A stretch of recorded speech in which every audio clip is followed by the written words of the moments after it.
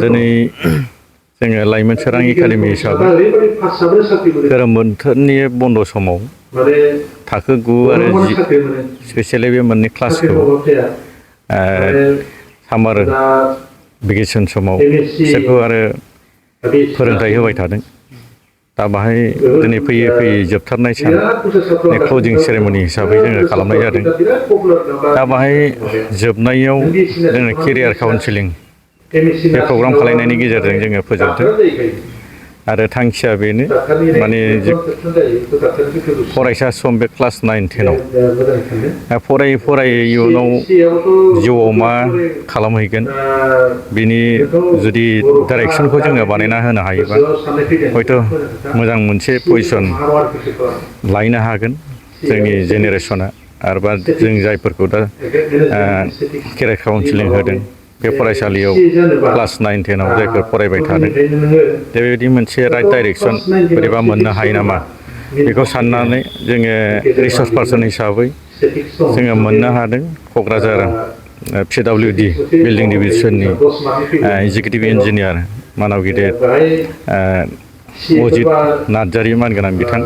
दा बिथांखौ लेंबोनानै जोङो इन्जिनियारिं बिथाङा सासे अफिसार दा इन्जिनियार जानायनि सोमोन्दै खोब मोजांथारै बिथाङा बिबुंथि लाखिलांदों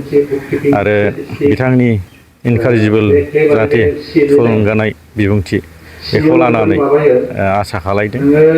जोंनि दा लाइमोन सोराङाव फरायबाय थानाय क्लास 9, 10नि फरायसाफ्रा गोसो जागोन आरो खोब मटिभेट जादों जोंनि प्रग्रामा क्रिएटिभ मोनसे प्रग्राम होननानै आङो साननानै लादों आरो बेबायदियैनो गोबां बिदिनो हाबाफारि लानो सानो जोंनि बोथोरफोरजों माखासे परिबेसजों मिलायनानै जोङो लाइमोन सोरां एकाडेमि हिसाबै फैबाय थानाय समावबो बिदिनो जोङो गुबुन गुबुन हाबाफारिफोर आरो लालांबाय थाबावगोन। माब्लानिफ्राय जागायामोन कचिं जों कचिं केम्पखौ सानब्रै गोलोम बोथोरनि बन्द' हिसाबै रेस्ट हिसाबै दोननाय जादों उन्दैफोरखौ बेनि नेक्स्ट 5 थारिख बेहायनो जोङो स्टार्ट खालायदों आरो जोबनाय फारसेबो फरायसाफ्रा एसे बन्द'नि समखौ लुबैयो दा बेखायनो दिनै 26 थारिख हिसाबै जोङो बन्द' फिन आरो सानब्रैसो एसे रेस्ट हिसाबै जोङो होफिनबाय।